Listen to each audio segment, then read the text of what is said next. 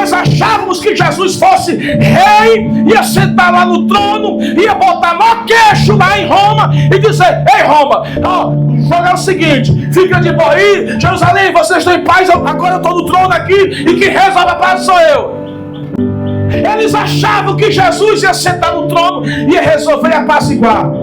Eles não entenderam que o reino de Jesus não é na terra, é no céu. Não entenderam a mensagem do reino.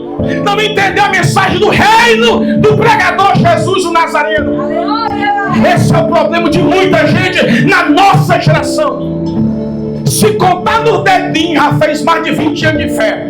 E até hoje está caminhando para Emaús e nunca mais voltou. Mas deixa eu falar aqui uma verdade. Eu vim aqui hoje chapado do meu cocão careca, só para dizer para você: hoje você volta porque tem negócio contigo ainda.